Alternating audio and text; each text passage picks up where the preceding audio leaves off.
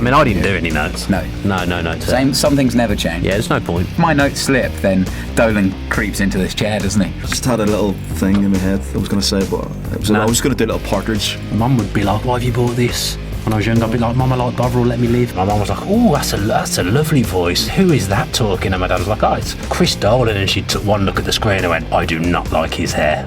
What? Hello, welcome to the Villa View podcast with myself, Dan Bardell, and Tom Julian joining me, as he does most weeks. You well, Tom? I'm very well, thank you. I feel buoyed because we've just done a little Instagram live. I mean, you couldn't tell this story any quicker.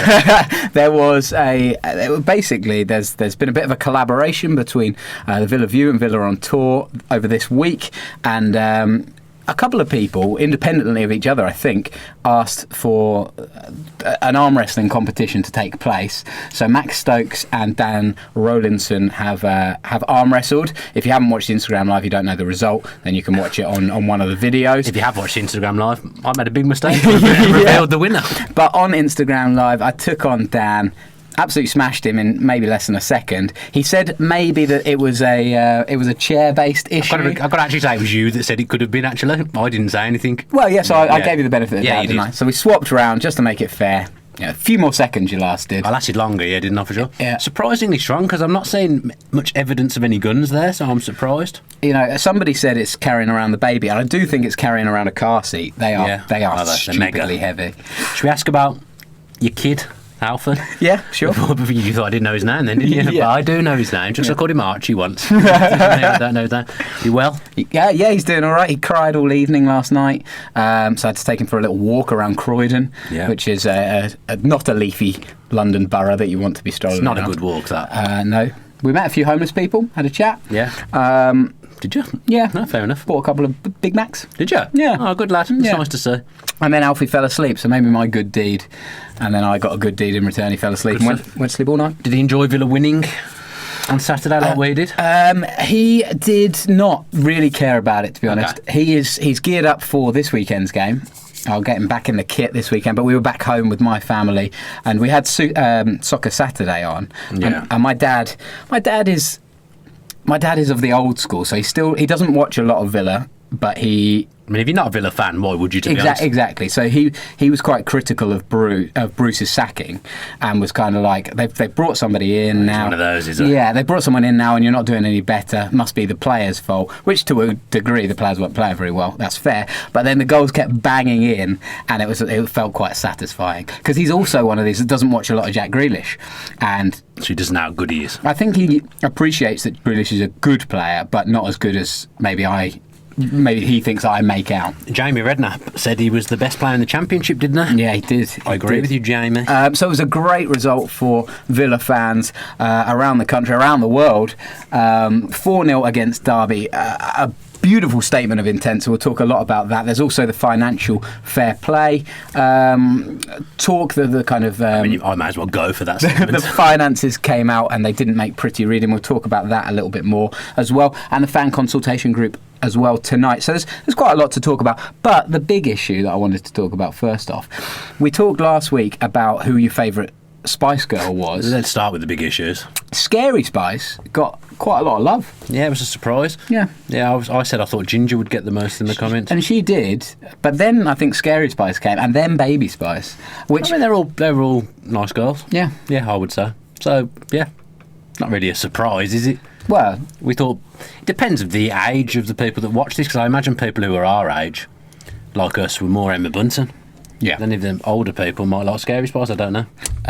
Sporty Spice didn't get a look in. No, she didn't. I didn't see her name anywhere. No. Mel C, I believe her name is. Yeah, it is. Well done. Yeah, good. It's Shrove Tuesday today, Pancake Day. Pass me by. You're not. I guess you're off the pancakes and bad foods. No, I'm not. I'm not off bad foods. That's why I have to go to the gym so much, because of the bad foods. Because we're doing the podcast and I've been at work all day. There's literally just it's passed me by. I think we said we'd have some on Sunday. Right. I have a bit more time to. I tend to eat worse on a weekend as well. So if I have a pancake on Sunday, I can have worse stuff in it. I like a Bueno pancake. Have you ever had a Bueno pancake? Kinder Bueno? Oh, no, but that sounds Bueno. amazing. It's good. Yeah. Get on that. Nutella and Kinder Bueno. Oh, my goodness. It's good. It's a sugar fest.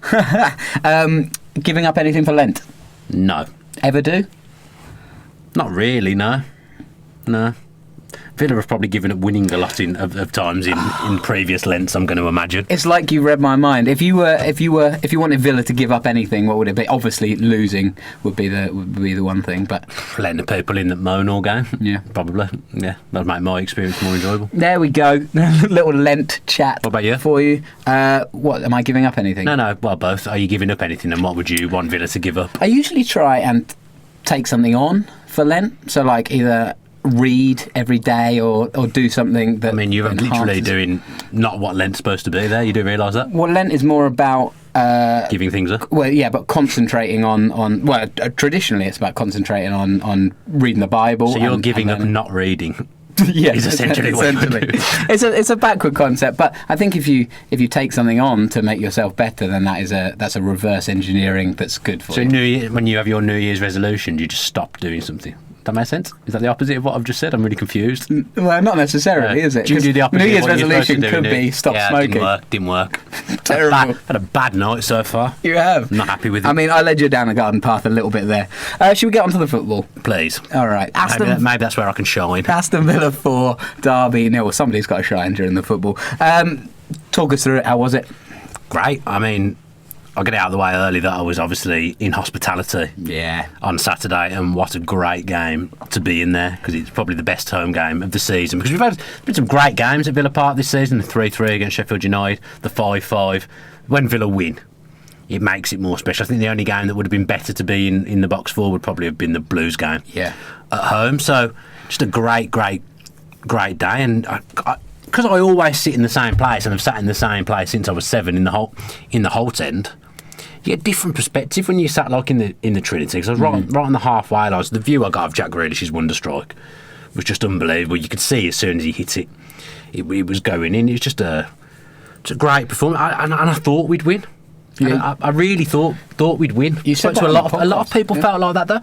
I think just by virtue of Jack being back gave people a lot more confidence seemingly, and he obviously gave the players a bit more confidence as well. I mean, I've got a bit of a theory about Jack coming back, because obviously Horan and Whelan had brilliant games. Arguably, you could say Horan and Whelan played better than Jack, and no one could really argue with you. I don't think. I think whichever midfield, the midfield three, whichever one you said was the man of the match, I don't think you could have argued it. And same with Courtney Hawes as well, because he was very good. But just by Grealish being on the pitch, Connor and Glenn Whelan had more time on the ball, more space to pick passes and stuff, so we just looked at a more cohesive unit. We looked dangerous every time we went forward. You can only beat what's in front of you, and I got to say, I thought Derby were very, very poor, but we made them look poor at times as well. We just completely cut them open. I mean, that second goal, that was as enjoyable as Jack strike, to be fair. Just a lovely sweeping move and very satisfying cross from El Mohammadi, and Tammy couldn't really miss. Yeah. But just a lovely team goal. It was a good team performance, and it just felt like everyone was together again. Like when Jack scored and everyone's celebrating, even Jed Steers coming down and involving himself in the celebrations, the coaching staff all in there as well. It just felt like we were one again, and it probably hasn't felt like that over the last few months too often. And one with the fans as well. I mean, yeah, obviously I wasn't in the whole end, so I couldn't hear what the atmosphere was like. I think someone said in either on Twitter or in the comments somewhere that still people moan at bad passes and stuff more than they actually enjoy the goals, and he thinks a lot of Villa fans have forgotten how to enjoy themselves. I think that's probably fair, but surely there can't have been met too many in the ground that didn't enjoy that. I've got to say, you picked a perfect game to be in, to be out of the Holt, because all of the goals obviously up the other end, right? So yeah, you absolutely smashed it on your. Well, not that you had a choice, but that game was a perfect one to be out of there. I would have liked to have been in there to see the reaction when Connor scored, because obviously I was going to come on to that. I've evil-eyed a few people in the last game that have barracked him when he's got subbed. I'd just like to have seen what they did, because he played very well as well. He was really, really good. I don't know how we're going to come on to these things, but on Connor, I like the response to the booing and the barracking. He hasn't sulked. He just got on with it and thought, right, I'm going to prove these people wrong. I'm not saying he was playing well when he got booed, but nobody was. But he's upped his game, and he's made a difference. He has a slightly different role on Saturday. One, he hasn't really played too much, where he just had an absolute licence to get in the box, and he missed a chance early doors, like Dean Smith said. Didn't let that bother him. And then he's gone on and scored 2, and he was desperate for a hat-trick as well, let me tell you, because he was busting a gut to get in the box even at the end of the game, and when the ball wasn't coming, He was frustrated.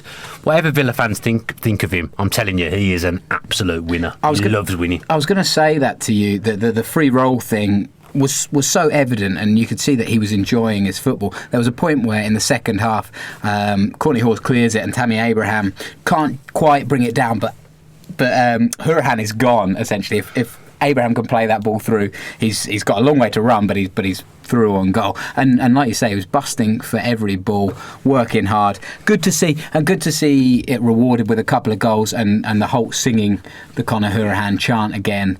It felt like hopefully a fresh start for Hourihane, and like you say, with Grealish, he's maybe got this new lease of life. Yeah, I think it shows excellent mentality and excellent character, and I like that. In footballers, I like to know that somebody's got that bit about them, that bit of arrogance to go out there and just ignore what's happened and just go out there and prove people wrong. And I think everyone knows how highly I think of him and how much I rate him. I think I probably maybe over-celebrated his 2 goals in the box because I was just so happy, and I think it goes on to prove a lot of people wrong, and he's doing what he does best, and that's productivity. He's nabbed 2 goals, and if he gets that's the thing, he hasn't had that licence to get forward every single game, and I actually think he has played well in the deeper role when McGinn and Grealish were there as well. I think he can do that, but he's at his best when he's got that licence to get in a box because he puts himself in good positions. I'm not saying he's as good as Frank Lampard was, but he's very good at getting himself into goal-scoring positions, and if he's got that licence, he'll get chances. And he's a clinical player. Well, it was Hourihane who had the first couple of chances of the game.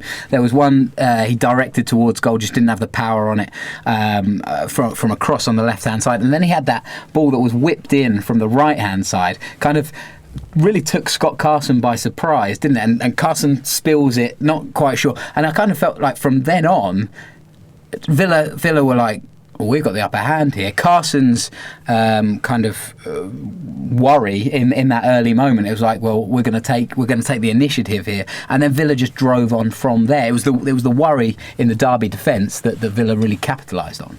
Yeah, we just started well, and then we never really let up in the first half. Second half, naturally, when you're 4-0 up, the tempo's going to drop a little bit. It would have been nice to go on and get 6-7, and we did have a couple of chances in the second half as well, but the game's won essentially. You've got a massive game on Sunday. People are bound to preserve their energy a little bit, but still Derby didn't really threaten us. A couple of things from range. Jed Steed, I don't remember him really having anything to do in that game. I think he came out and got one in the first half, smothered it, did well, but I don't really remember him having anything to do in that whole game. Yeah, well, let's talk about the goals for a second. It was a beautiful pass from Jack Grealish up to Tammy Abraham, which set up the first. Abraham kind of creates the chance, and it falls to Hourihane, who just kind of knocks it past the defender and really can't do much wrong with it, but stick it in the back of the net.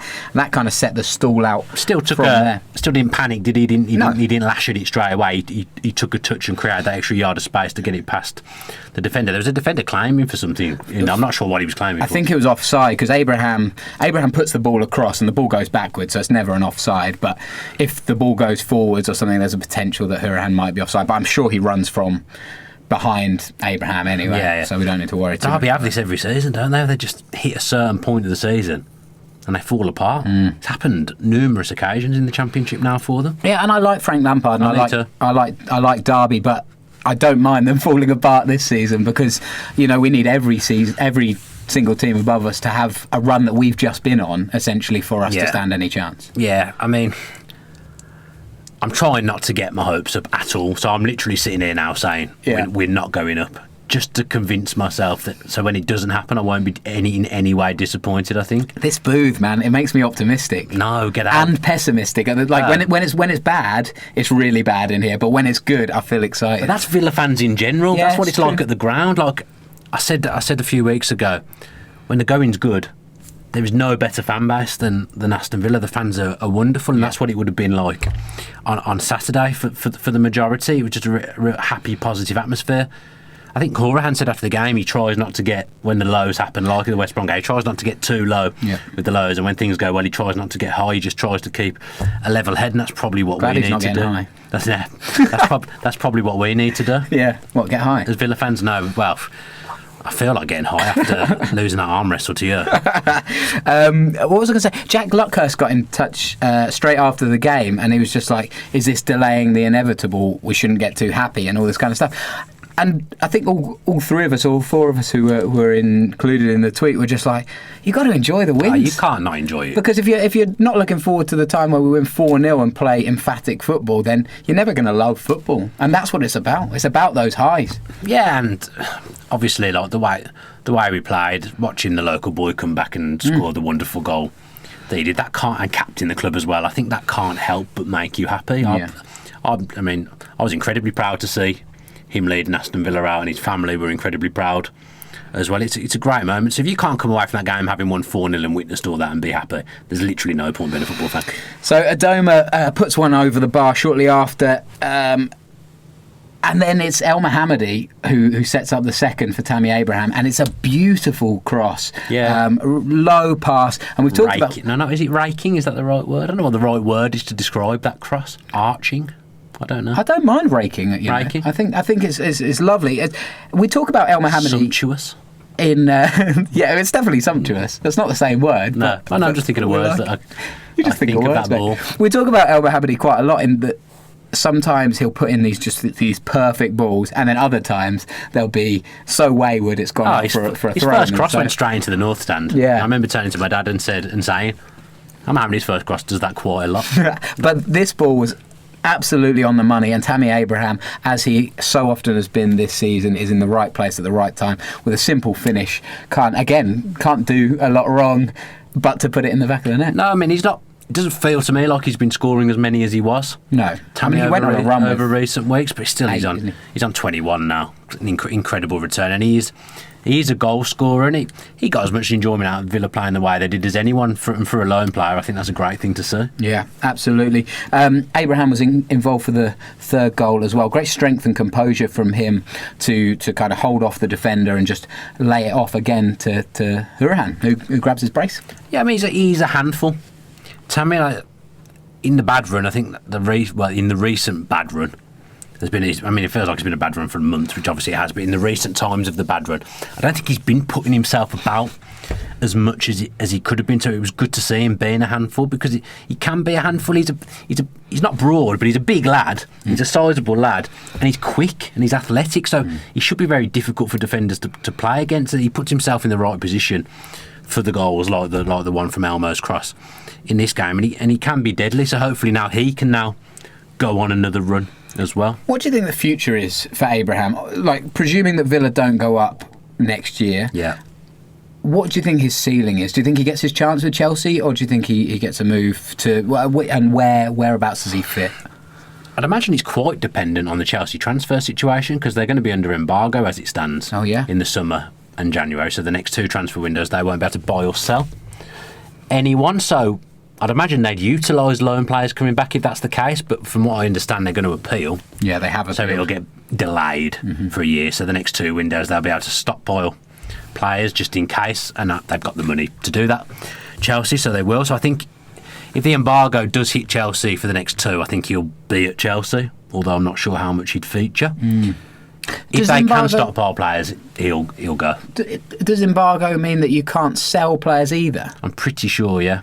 That seems I could be wrong with that though. Don't quote me. Yeah, that feels like an odd thing to do, because I guess if you have a transfer embargo because you've overspent or you've done things wrong, surely recouping money is a way to fix that kind of thing. But we don't know, so we're kind of just... I've seen a lot of football websites that have said the embargo could be a good thing for Chelsea, because they've got a lot of young players that have been in the loan system. They often get criticised for stockpiling players, don't they? If I'm being honest, at the moment I don't see him as a Champions League or a Europa League striker, but for example, Wolves, can he go and play there? I think he couldn't. I don't want him to, but I think he'd do well at Wolves if he went there. But whether it's with Villa, Chelsea or someone else, he'll be playing in the top tier next season. Yeah, so Derby almost scored an own goal from El Ghazi's cross. Tamori smashed it against Wisdom, and Wisdom was lucky to see it go into the side netting. They had a tough day, the Derby defence. They just were run ragged. Yeah, it was a bit of a...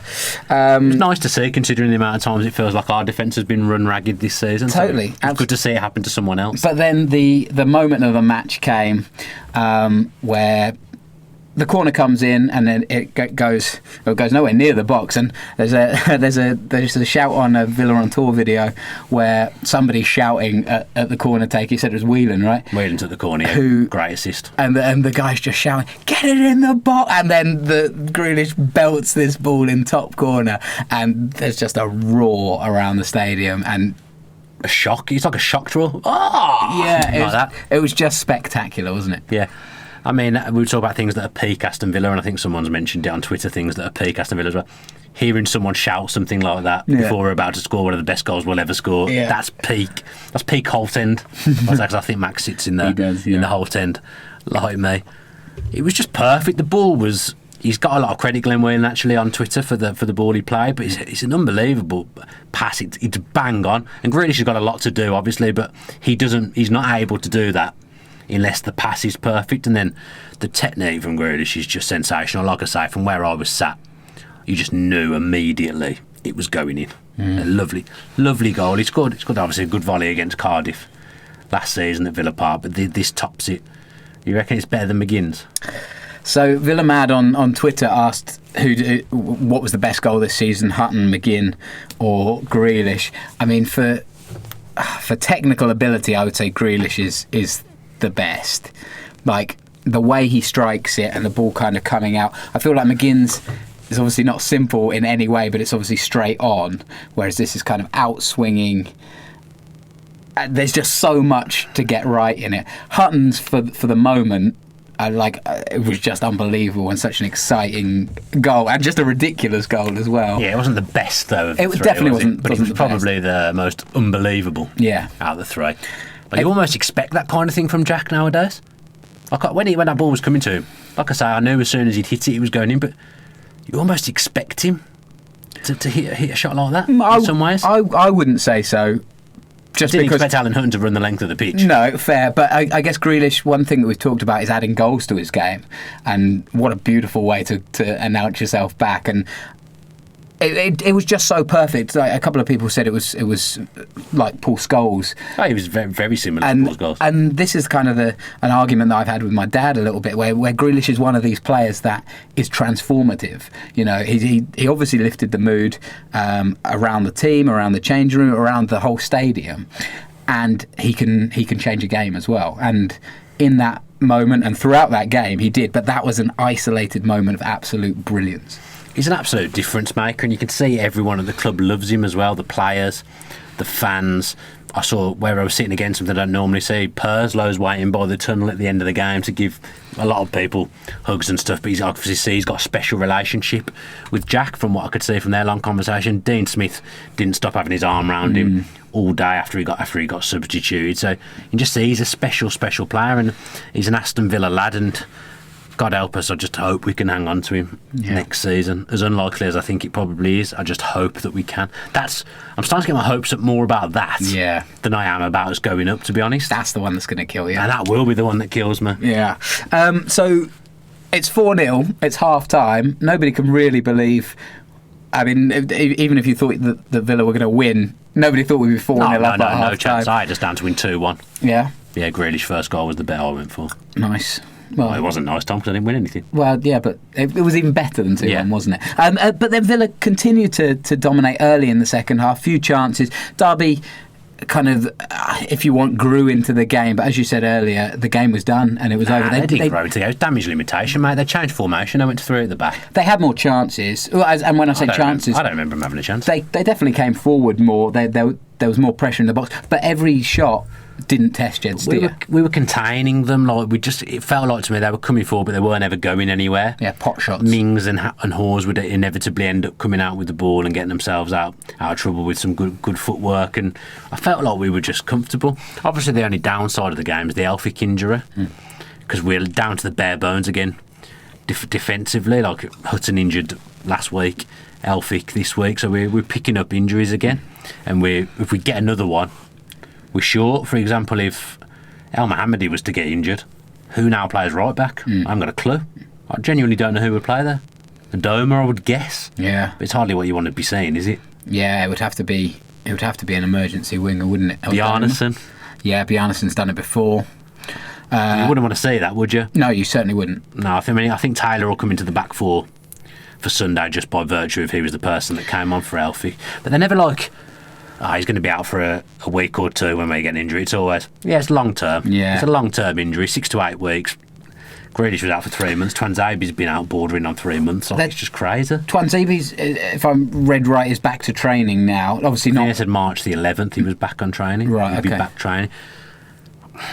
If everyone's fit, we've actually got a bit of a conundrum. Yeah. At the back, because there's now some really good players. Yeah. In there, you'd think Hawes is now going to play left back. I think if everyone's fit, I think Hawes has made that place his own now. Left centre back, Mings has probably made the place his own.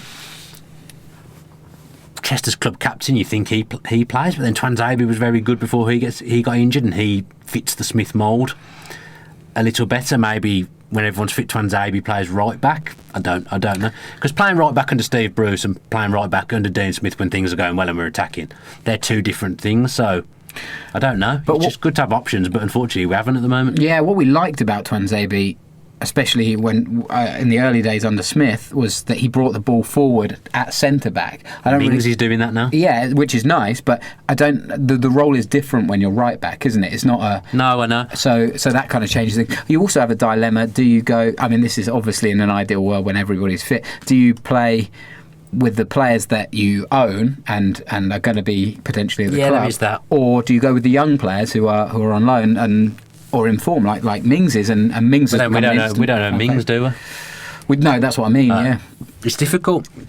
It's really difficult. Horse, for example, he had a dodgy first game at Brentford. I'm not saying he didn't, but some of the stick was ridiculous.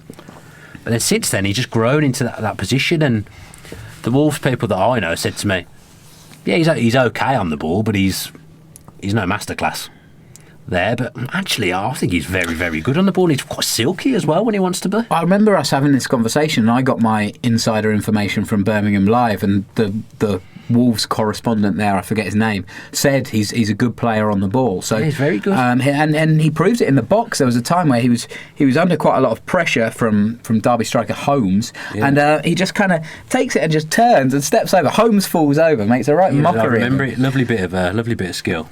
And he's a composed footballer. Yeah, and then he sends the ball up to Abraham, and Abraham can't quite get it under control. But if Abraham had, then Hurahan's through, and there's a potential fifth there. Obviously, a lot of things happen, but the main thing is that Hawes gives us this calm, which a few weeks ago everybody was writing him off after 20 minutes of football. You just got to give people time. I can't overstate that enough, that no one comes in generally having not played much for over the last 18 months and just hits the ground running straight away, having not played with those people before, and added to that you're on a bad run. So it's just be a bit sensible. Yeah. At times now people will be raving about him, saying he's top class, and I don't know what the agreed fee is in the summer, but I think we're getting him in the summer. He'll be a big player for us next season. Yeah, it is very exciting to see a player like that kind of get over that hump that was so early on and could be detrimental. Again, character. Exactly. Like you say, he's a young player, and it doesn't take a lot for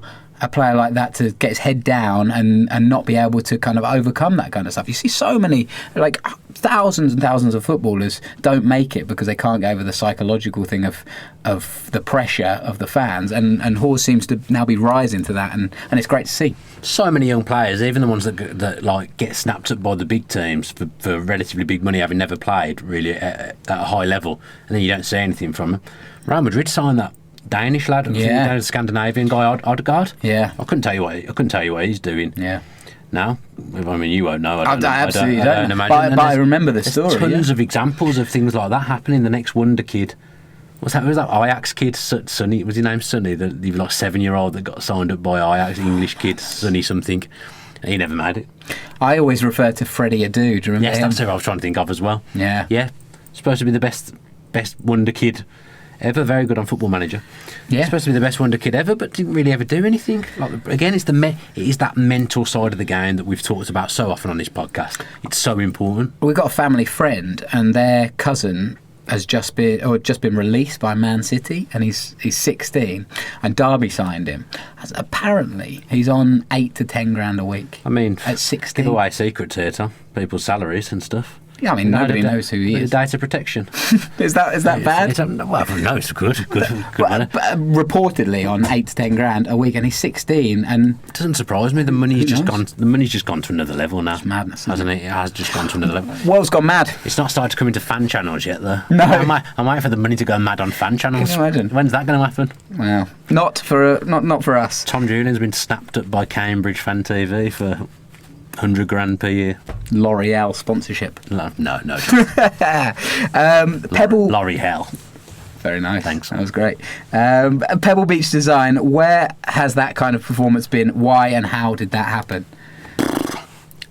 I think the opposition did help, whatever you say, because they are on a bad run. They've got a few injuries. Derby to me looked like we did a few weeks ago, just devoid of any confidence or structure and plan. And it's, again, I think Lampard will be a good manager and he's probably doing good things at Derby, but sometimes when things are going bad, however good you are, it's hard to get players out of that, and it's confidence plays such a massive part. They look devoid of confidence, and we were devoid of confidence before this game pretty much. I think the second half at Stoke probably gave the players a bit of a lift because they put in a good display, and there hasn't been too much of that recently. And I don't like to keep harping on about it and keep saying it, but Jack being back did lift everyone, and he gives us a different dimension because there's no one at the football club that can do the things that he can do, so obviously that's going to make a difference. Do you want to hear what Dean Smith said when he gave Grealish the captaincy? Yeah. So he says, I told him on Friday, we were in the physio room with John McGinn and a couple of the medical staff for an hour, and I asked who should be captain. They were throwing a few names around before I said to Jack, you're captain tomorrow. To captain your team and score a goal like he did topped off a great day. He said it was an easy decision. He had no doubts about giving it to Jack. I knew it wouldn't be a burden to him and that he'd relish it. It's his club. He's a Villa fan. The thing is, right, Elphick is obviously the logical choice to be captain in that game. But whether Tommy Elphick is captain or not, I don't think it changes his performance. You give it Jack, it just lifts him, doesn't it? It can make him play to another level. And let's not forget, he's not played for 3 months. So again, it's not easy to just come in and hit the ground running. But being given the captaincy of his team must have just given him such a huge lift. And if what Dean Smith said after the game is true about building the team around him next season, he's not going anywhere. I'm going to imagine Elphick's probably not going to be there next season, so it's starting to build for next season. Maybe Grealish and Chester will rotate the captaincy, because that was another thing Dean Smith spoke about when he came in. He actually kind of played down the captaincy a little bit. He'd always rotate it at Brentford, and we haven't really done that. To be fair, Chester was captain every game until he got injured. Hutton got it. He's got injured. He went to Elphick at Stoke, I think, when Hutton went off, and now it's with Jack, and just hopefully he's fit for next week, because leading his boyhood team out at St Andrews, hopefully again that just lifts him to another level. He's got a long-term contract at the club. When I came in, I said how I wanted him to lead us into the Premier League. I think he can do that. He's the future of this football club. He's got a long contract here. Well, that's a can of worms, isn't it? Because by all accounts, we'll talk about financial fair play. We're not in a good place, financial fair play wise. Jack Grealish is our one big asset to sell, and if he has a strong end to the season like we all hope he will, that could be one. I mean, everything breaks right and we go up, and that's great, but two, he puts himself. I'm refusing to believe. I'm just refusing to believe, Tom. I don't want to get my hopes up. All right, fine. No chance. But if he has a strong end to the campaign, we don't go up, then he puts himself in the shop window and he becomes a very valuable asset to Aston Villa, the product. In the last 2 seasons, I mean, one of them was a complete freak injury, but do you think he may be classed as a little injury prone now? Do you think that could work in Villa's favour? Yeah, potentially. I know that I've got a lot of friends who are fans of Premier League clubs, and they don't watch Jack Grealish, and they don't understand what he can do in a game to change People don't things. know how good he is. And outside of Villa, it doesn't feel like, since we've left the Premier League, Jack Grealish has got the respect he deserves. Whereas people like James Maddison have, it doesn't feel like Grealish gets that as much. Like, there didn't seem to be a huge amount of interest in him last year. Obviously, Spurs were the... I mean, it's a pretty big team to be in for him, though, isn't it, Spurs? It is, but you would have thought there'd be a bit of a... Especially when Villa were kind of circling the drain, so to speak. You'd think that a few bigger teams, even Premier League teams, would be after trying to nab his signature on the cheap. I feel like if he puts himself in the shop window, yes, his injury record isn't great, but I think that a team is going to be able to pick him up for a reasonable fee, not an astronomical fee, and they take the gamble on him. See, I don't think they can pick him up for a reasonable fee now. When I say reasonable, I mean 25 to 30 million. I mean, we were rejecting that kind of money when he only had 2 years left on his contract there in the summer. But it all depends on the finances, doesn't it? Because and I know you say that we've got billionaire owners, but that doesn't make a difference when it comes to balance. I mean, we're yet to understand financial fair play.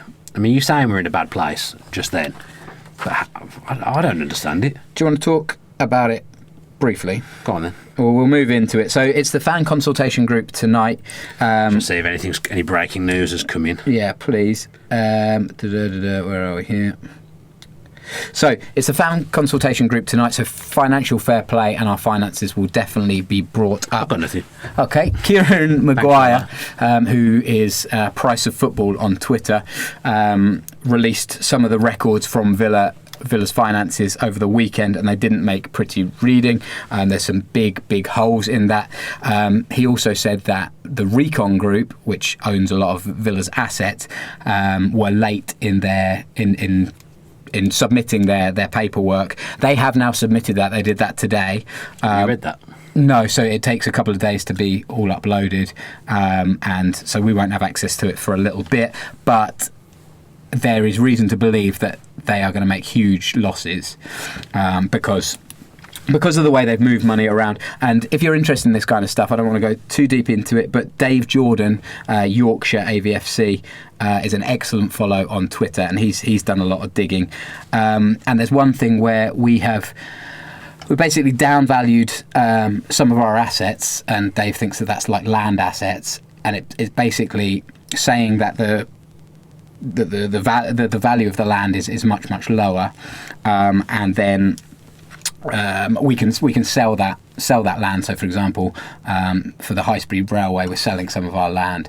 If we can sell it for a higher value, it improves our financial fair play. So we valued it low to sell it high. Yes, essentially. Oh, okay. It's a little bit cheeky, I think. Yeah, I saw something about people would get auditors in to investigate that and things like that. Yeah, according to Dave, who's definitely more clued up than me, he says that it's above the books.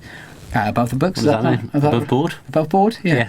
Yeah. That means it's okay if it's above board. It's above board, but it's squeaky. So it's kind of like when you go into financial fair play, the tribunal is kind of an independent panel. So each kind of club is independently evaluated. So it kind of depends on what the rest of it looks like and how the auditors kind of view this creative book. So we don't know, basically.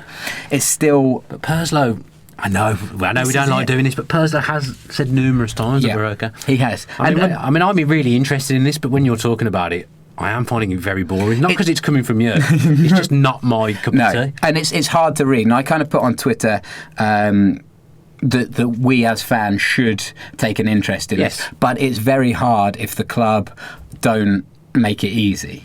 You know, so Kieran Maguire put all of this stuff out, and it's a long thread.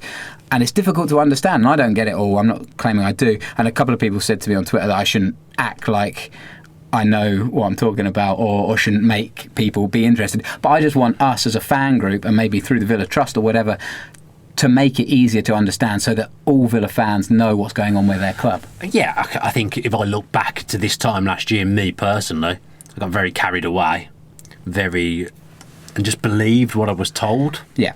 Both on camera and off camera. I believed what I was told, and obviously what I was told was not true. Mm-hmm. So you're right in that we shouldn't be so trusting. I feel a bit sorry for the new regime, because I kind of feel like if you coming in and taking over a club, part of me thinks it shouldn't count what's gone on previously. It should be about what you're doing now, because it's not their mess. Yeah, you get what I mean? I do, and I understand that to a point, but I guess that's why you get it at a cut price deal. Like the owners who've taken a business interest got a cheaper Villa because it was left in such a mess, so they had a lot to sort out. And because it's such a mess and there's a chance that Villa don't go up again, either they get a points deduction or a fine or whatever, that's what makes it a cheaper Blues asset. are in a similar boat to us, aren't they? Yeah, as far as I understand it, it's a foregone conclusion pretty much that Blues are going to get. So that's going to happen to them, but we don't know it's going to happen to us. Yes, yeah, I think that's Why? it. Again, I don't know the answer to that. I think it's because, well, no, I don't even want to speculate. I honestly, I'm not too clued up with the Blues situation, but it's been widely reported. And I think even the managers said, you know what will be, and we'll have to sort it out when it comes. But they were only allowed to sign the one player for money in the summer, weren't they? They got into an actual transfer embargo, essentially, and they've been a lot more scrutinised than Villa, whereas Purslow seems to have steadied the ship and kind of reassured the investigators that Villa is working towards at least financial parity. I think it shows you that when you're in the Championship, I look at Villa, I look at the money Blues spent last summer, I look at what Stoke have done this summer with just chucking the money around, going for names, and it just doesn't work, does it? It doesn't work at all. It's only going to end in tears. Yeah, you've got to be sensible. You do. Whether you get parachute money or not, like us and Stoke have had. Stoke spent a ton of money in the summer, but they've been useless. Yeah, all seem to have been worse than us, and we've had a shocking few months. So I think it just shows you that the now route that we want to go.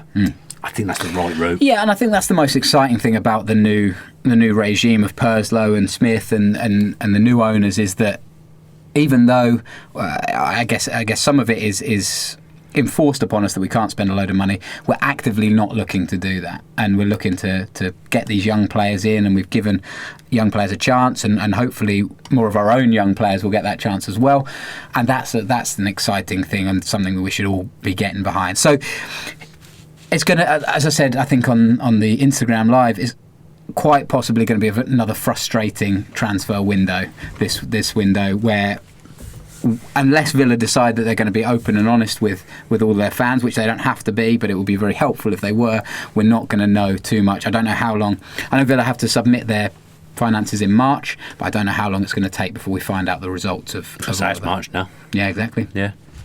So right, we've bored people enough now. That's it. It's a tough thing to kind of get to the bottom of, but we're trying our best. So keep with us and do follow Dave Jordan on Twitter, because he is a good follow. He is good. I wish I was as clever as Dave Jordan. Absolutely right. I wish you were that clever too. Chris Cash, was Jack's successful return to action and the effect he had on the team mean that we are a one-man team? And if we don't go up, how will the inevitable loss of Jack affect us next year? I mean, it's very difficult to say you're a one-man team. I mean, does Jack make a huge difference? Evidently. Yeah. But Conor Horan scored 2 and Tammy Abraham scored 1 in that game. Elmo and Whelan played lovely passes in the build-up to goal. So to say we're a one-man team is obviously not true. But he is a special player, and one that we don't have a replacement for when he doesn't play.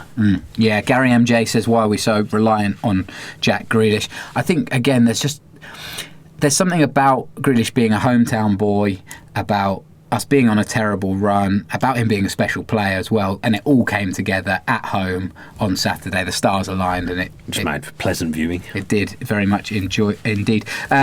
Simon says, hi, can you really see Jack going in the summer? Dean Smith seems to be sure he is staying, judging by the last interview. Making him captain probably has a lot to do with building the team around him, and he's clearly happy to be top man at his club. I think he will stay. Great work. Cheers. Yes, but players get made captain and then they leave. Alan Delph. That happens. It's going to come down to business of football. I think it's a smart move. I think it can't affect us in a bad way, making him captain. No, definitely. It can only yield a good result for us. Yeah, again, a lot will happen this summer. There's a lot at play. Jack Grealish loves the club, one, but he wants to be an England international. He wants to play in Champions League. He wants to do all that kind of stuff. I mean, Mason Mount got a call up earlier on in the season, didn't he? Off the back of a few good games in the Championship. I don't think it's impossible to get called up in the Championship thing. I think if you're absolutely ripping it apart, you'll get called up. Especially Jack's someone that Southgate has worked with for the under-21. So he'll want to play for England for sure. And if he's playing in the Premier League, I suggest he's got a high chance of going to the Euros the next summer. But I wouldn't say it's impossible in the Championship. That's a fair point. We're not blessed with players like Jack Grealish. No, that's a very fair point. And obviously playing in the Championship, you got more chance of going to England than sitting on the bench at Button's Spurs, in the England squad still, and he's been playing the Championship not very well all season, hasn't he? But like well against Villa. There has been a lack. Yeah, that's true. Who doesn't? There has been a lack of English goalkeepers as well this season. Although I'd be interested to see now. Obviously, Tom Heaton's done well over the last few months. So you got Pickford and Heaton. Who's the third keeper? Pickford, Heaton. Who's the other one? Well, if you're not playing at Burnley, basically if you're playing in the Burnley goal, you're going to get called up. Yeah. So that's going to be Heaton. It's been Butland, hasn't it? But is there anyone else who could throw themselves in the mix? The Southampton young goalkeeper Angus Gunn's done okay. How young is Angus Gunn now? I feel like he's been around for 23 maybe. Really? Yeah, he's quite young. It's difficult, isn't it? Yeah. I'll be interested to see what happens with Butland. Well, let's stay on keepers for a second. Yeah. And Villa's number one. And that's number 12. Well, it seems to be up for grabs, the number one spot at the moment. Jed Steer didn't have a huge amount to do. There was one point where he came out and smothered the ball rather smartly, quick off his line. But in terms of shot stopping, he didn't have too much to do. Is he the automatic choice now for the Birmingham game? I mean, you don't change it, do you? If you're winning and you kept a clean sheet, only conceded one the game before, I'd say it's his shirt to lose. Having said that, he got sent out on loan after one game. That's also true. That's also true. But I saw some. I was perusing Villa Talk, the forum, earlier, and they were saying it's just ludicrous what's happened with Jed Steer because he's a perfectly good goalkeeper to have. Totally. In the Championship, yet we've gone out and spent money on two other keepers when maybe that resource could have been utilised better elsewhere. Yeah. Like we spent 7 million on Kalinic, which is a lot of money in the Championship. He hasn't come here to sit on the bench, has he? He stays out contract in the summer. We were quite happy when Johnston went for Steer to get the chance, weren't we? We were pretty happy with that as a Villa channel in general. Yep. And he got farmed out on loan, as you say, and I think he'll play on Sunday. I'm almost certain he'll play on Sunday because McGinn's the other one. I don't think you change. I don't think you change what happened, what played on Sunday. It's like you've seen the notes, isn't it? I mean, they are right in front of me, but I wasn't going off that. Yeah. I mean, there's questions. Jordan Smith and Pete Waring ask about Jed Steer, Brad Usher, Oakley Dokley, and Audrey Lynch all asking about McGinn as well. Why? When we said earlier, Whelan, Hourihane and Grealish, take your pick for man of the match, how do you take one of those out? And if all three of them are still fit, then you don't really have a choice, do you? It'd be incredibly harsh to drop one of them off the back of that display. It's the best display we've had for months. So, can you play left back? Because Hall's going to have to move to centre back. Yeah. I don't know. I had to put my neck on the line. I'd say he'll put McGinn back in. For Whelan? But I wouldn't like to guess who for. I guess it would be Whelan. It'd have to be. But then if you're doing that, Connor's then taking on a different role to what he's had on in the last game when he's been very effective and scored a couple of goals. So again, I don't think that's the right thing to do. It's difficult. Yeah, I mean, McGinn missed the last two games because he got 10 bookings, and I don't want to say this is a punishment for picking up 10 bookings because he's that tenacious kind of player and he is going to pick up bookings. But if Whelan's fit, then and I'm sure Whelan isn't the type of guy to complain, and he'll just get on with his job like a true pro. But you'd have your nose out of joint a little bit if you've played really well, and then you drop for the biggest game of the season. I mean, obviously McGinn's rested because he hasn't played for a couple of games. Does that come into play? I suggest McGinn will 100% be back in for the Forest game on the Wednesday, because if you've got 3 games in a week, that's when you start to utilise your squad a little bit. But like you say, I just think it's incredibly harsh to drop any of them. Obviously Jack and Connor won't get dropped, I would say. Connor's role might change, but he's not going to get dropped. Jack's not going to get dropped. Whelan is the likely fall guy, but just think it's harsh. Yeah. And again, he's good. I feel like he's good in these kind of games. He's good to have on the pitch with his experience and his level head in these kind of games. But again, he's a big player for us. Scott Edwards, Glenn Whelan has a great attitude and put in a masterclass at the weekend despite the new direction of the club. Would an exception be made to get him a new deal? We kind of talked about that. I'd imagine he's on relatively big money as well. Do you think? Unless he's to take a 50% pay cut or something. I'd imagine he's on 30 grand a week, Whelan. Yeah. I would think. There's been a few questions come in about about the hope aspect. Don't do it. Dan's refusing to get excited. I can't help myself. I feel excited. I said to myself I wouldn't, but again, it's the roller coaster of being a football fan. I know, but I've been burnt so many times. I just don't want to get burnt again. You will next week. I said come back to me after the next two. You did say we win that. the next two, and the results go our way. I'll start to think, ooh, okay. Ooh. But you can't do it after one game, after one good performance. You can't then just think, because last week we were all saying, no chance we're ever going up. Yeah. No chance. You can't then off the back of one result go, you know what, we've won a game. However well we've won it. Yeah. You can't then just make that dramatic change. Chris Banner, classic Villa getting my playoff hopes up again. Bristol City are 6 points away, albeit a game in hand, but they've taken 1 point from the last 9 and have Leeds, Sheffield United, Borough and West Brom before they come to the B6. Are they catchable? Well, let's have a little look at the table here. No, don't. Stop it. So Villa are currently in 11th place on 48 points. As Chris Banner says, Bristol City in 6th on 54. But obviously you've got 4 teams in between us: Derby, Birmingham, Nottingham Forest, and Hull. Obviously, you beat Birmingham, you beat Nottingham Forest, and it all starts to look a little bit rosier. Hull City, I can't believe Hull City are 10th. That's weird. The league's a joke, because Blackburn were up there a few weeks ago and now they're sitting in 17th. QPR were up there at 1 point, they're 18th. I mean, you look at it the other way, we're 6 points off QPR in 18th. And you know what, QPR have won 1 game in 8. You know who they beat, don't you? Oh yeah, Leeds. Wasn't us. I just assumed then that it was going to be us. That's why I went, oh yes, I'm confident, because I thought it was going to be us, but then I remembered we drew. Yeah. Leeds. Yeah, it was Leeds. Crazy. And it's just madness, this division. And that's where the hope kills you, because everybody's beaten everybody. Like I said earlier, if we can go on a run and other teams kind of fall out, like Derby are doing, like Bristol City are doing, then there's a potential there.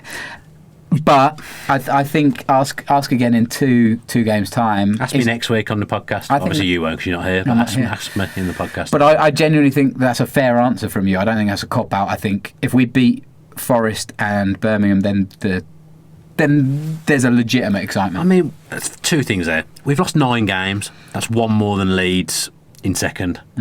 So we're a decent side. It's the draws have killed us.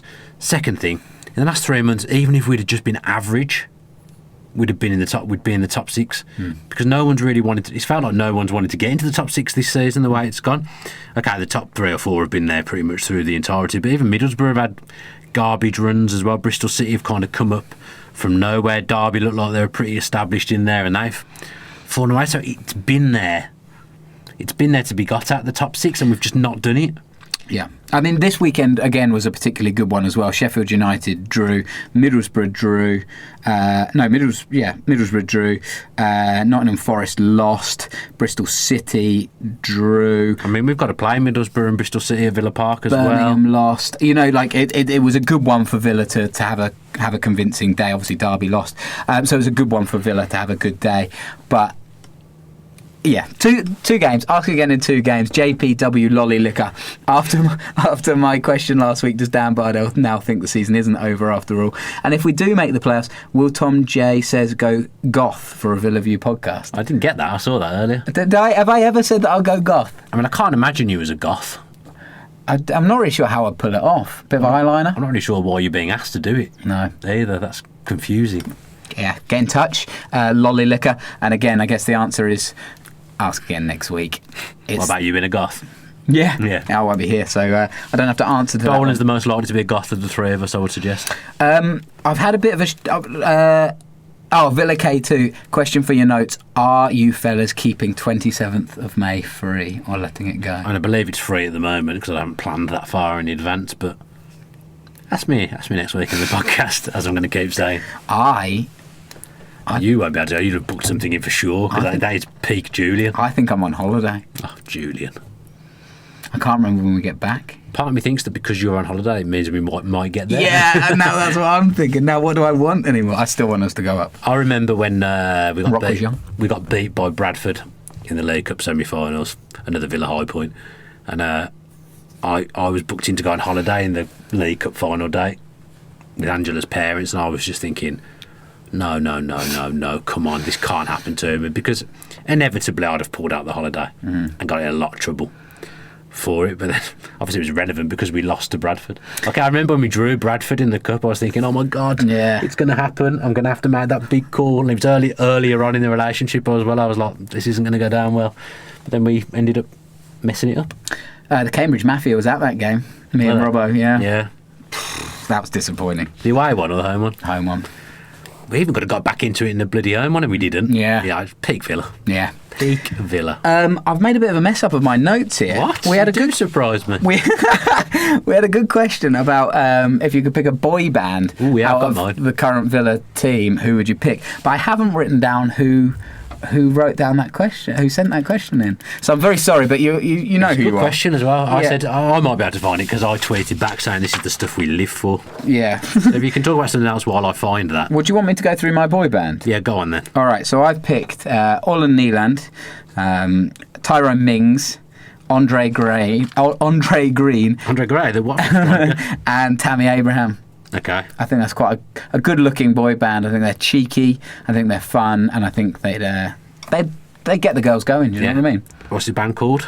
I've gone for two names. I've gone for The Chosen, as Right. in we did not choose, we were chosen. Okay. Or Trinity Road. I think that's quite a... Yeah, Trinity Road's decent. It sounds like it would be more of a song though. Take me home, Trinity Road. This is your second I'm song in starting 2 to weeks. get into that. I mean, the Kalinic song obviously didn't happen last week because of... Yeah. It definitely would have happened had he been in goal. You're the new Hoppo, Ben. Obviously, with him being on the bench, it's not going to happen. So yeah, Trinity Road I found or the The guy, Chosen. Arctic Mooney, Liam. Arctic Mooney, thank you for that Right, question. I got mine. You're well pleased. No, I aren't think you? I think it's decent, but I'm not sure. Right. I didn't have a name until you pushed me on it earlier, and then suddenly, just by you asking me, it made me think of a name. What are you going to give me first? I'm going to give you the members. Right. So we got told we could do. I said we could do 4, didn't I? Yeah. So I've gone with, and I was a bit worried you'd gone the same way as me. Neeland, Kalinic, Okay. Steer, and Mark Bunn. Right. Okay. All the goalkeepers. And then I remembered that there was a band in the X Factor called Union J. So you got the goalkeepers union. So I went for Union GK. Oh, that's decent. I mean, that's terrible. God, it's better than yours. Jesus, it's yours not. was awful. There was no logic. There was no logic to the okay. people you'd put together. Well, they're all good looking. That's what I'm saying. Jack wasn't in there, was he? Jack Grealish, no. Was Bjarnason in there? No, I've gone for... No, because Connor in there. Well, the 3 best looking players weren't in there. When you put together a boy band, they're young because the young teenage fans. Connor, a little bit older. Jack Grealish getting the stubble on. He's not going. And Bjarnason is an older man's. He's a lead treat. singer if ever I've seen one back. He's an older man's treat. But right, hang on. Mine was good, mate. this is Union GK. Are Look you how sure? annoyed you are. I thought you'd love it. I thought you'd lap it up. Right, hang on. I thought if anyone will lap it up, it's that idiot Julian. When we're texting, I've got the members, no name as yet. Actually, I think I've just thought of one. Confirmed. It's decent. Yeah, but I thought it was. I could see you Let me know in the right comments because I think mine's cleverer than Tom's. At least mine's clever. At least he's got some meaning behind it. 4 goalkeepers, Union GK, goalkeepers Union. Come on, mate. I mean, it's fine, but it's no Trinity Road. No, mine's better than yours. In the comments, I'd like to know whose is You better. have had such a Mark bad podcast. Mark Bunn as haven't lead singer. He looks like a lead singer. you lost the arm wrestle. Oh, I mean, the arm wrestle's been brought up too much here. You haven't got a great band. And, I have got a great band. My band is better than yours. If it's a All right, battle of the it's time to bands, go. my band would win. yeah, okay, but you've got quite a lot of old people in your band. They're not going to attract the young Steer's fans. 25, 26. I'm going down the One Direction route here, where you're getting all the young fans. They're going on world tours. They're screaming the whole time. You've got a bunch of old guys. No, You're Bunn's the only one in his 30s You're there. selling out the local pub, mate. You said Needham was a good-looking lad earlier. Yeah. He's in your band. Yeah, he is. Yeah, You asked Needham which band he'd rather be, and he'd be like Dan Bardell's place. the Goalkeepers Union. He'd be a Union JK.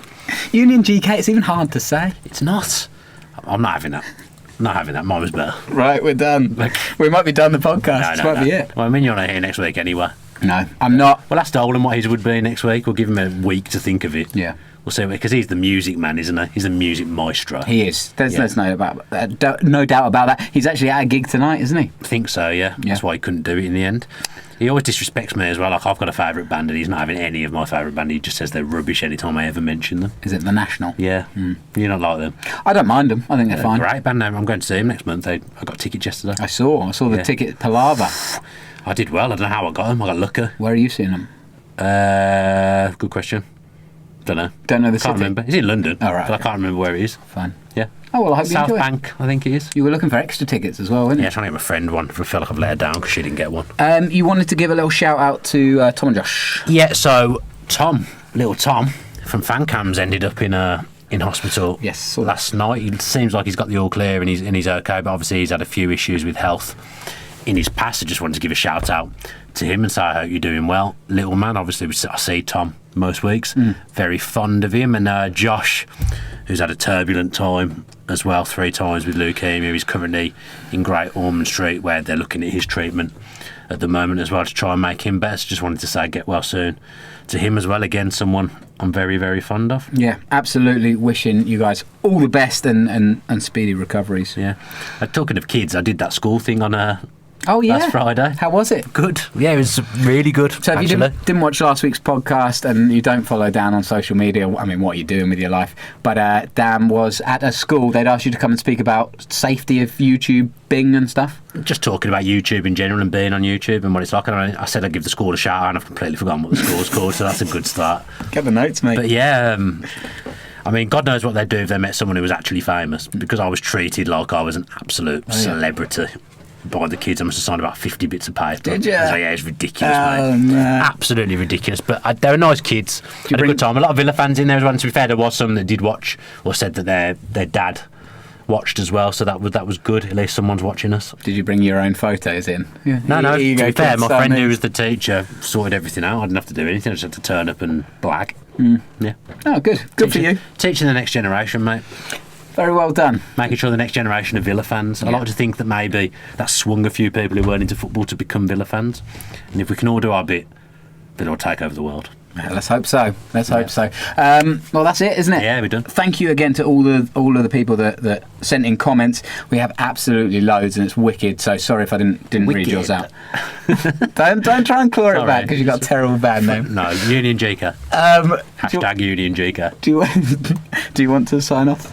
Can do, yeah. I think Rollo and Max Stokes from Villa on Tour have recorded a video today on Tuesday. Is it today? So they've recorded that video today. That'll be out sometime in the next 24 hours. I think Max is doing a guest match preview with me as well. We'll do it online some way. So yeah, watch out for that before the Blues game as well. That'll probably be out on Friday because we're recording on Thursday night. Obviously there'll be a Q&A, I think, on Max's channel that will feature Rollo as well. So Rollo fancies himself as a presenter nowadays, doesn't he? He does, he loves it. I never thought we would see the day, but now he can't get enough of being on camera. All the best to everyone that's going to Blues on Sunday. Me and Tom are poor fans, so we're not going, but we'll be watching on TV and probably hiding behind the sofa because personally I hate derby games. I don't know about you, but I hate them. Yeah, I mean, I don't like them. They make me feel uncomfortable. But you tend to know how you're going to feel kind of 5 or 10 minutes in, don't you? I'm more confident than I was this time last week. Totally. So that's a good thing because I was starting to feel like this is the worst I felt going into a derby game for a long time. Do all the usual jazz if you can. Like, subscribe, comment below on this video as well, and we'll try and get back to as many of you as humanly possible, although we never really succeed with doing that. You need to get on there, mate. Start helping out on the comments. Goodness. Give the video a like as well. Thanks ever so much for all your support. As Tom says, all your questions, because they make a massive difference to the podcast, and we really, really enjoy hearing from you all. Fingers crossed for Sunday. Up the Villa. Up the Villa. If you enjoyed that video, why not watch another? Click the video choices on screen now to go and watch them in full. Be sure to subscribe to the channel by clicking our logo there on the left. Easy peasy.